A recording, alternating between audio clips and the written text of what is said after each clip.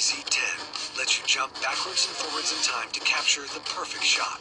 BlackBerry Z10 with Time Shift, built to keep you moving. See it in action at blackberry.com/Z10. Let's bring in Bethany McLean, contributing editor for Vanity Fair and a CNBC contributor. She joins us this morning on the phone. Bethany, good to talk to you again. Good to talk to you, too. We had touched base earlier in the week. At the time, you suggested, is this a persecution or a prosecution? I assume you've had time to look over the indictment. What is your first take? A little bit. I haven't dug through it, but it corroborates what everybody said, basically, which is that this is a company where compliance was set up in name rather than in practice, and it's a place that thrives on insider trading. If you believe the pages of the indictment. Where's the line between charging illegal activity from a compliance standpoint, and in the words of the indictment, actually encouraging the widespread solicitation of inside information?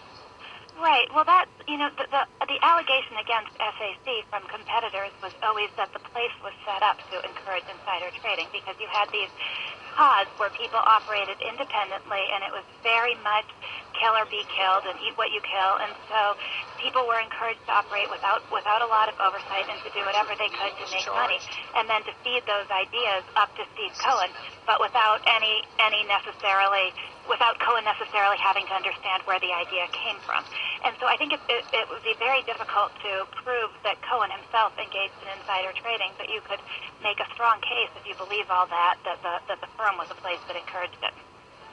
Yeah. Bethany, of course, always worth pointing out, the bar is higher in criminal than it is in civil, which the SEC brought last week with that failure to supervise. Here, it's got to be beyond a reasonable doubt. But there is still a lot of doubt as to whether the firm can survive this, in part given simply the credit it needs to survive in its current state, at least, that it receives from Wall Street. Give me your take on all that.